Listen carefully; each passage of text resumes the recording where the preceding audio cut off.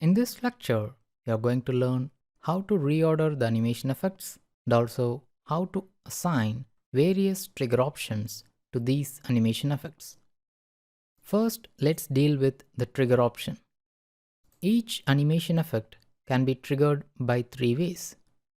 That is, when you click the mouse, the animation happens. That is called start on click.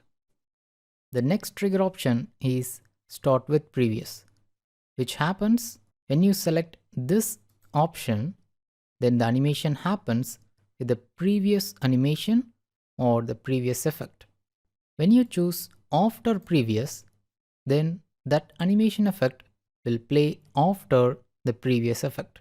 I wish to animate this headline, this straight line, the logo and the subtitle all at the same time. So I'm going to select the headline, the straight connector, the subtitle and the logo. Now I'm going to choose start with previous. Here in this group and the rectangle part, I wish to animate each of them separately. That is, first this rectangle should come in and then this group should get wiped.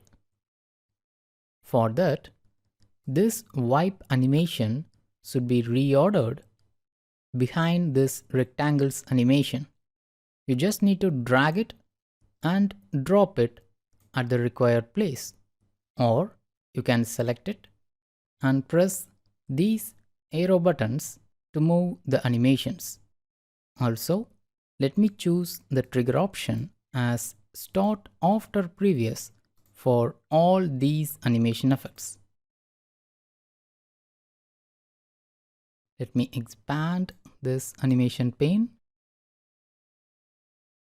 and let's have a preview.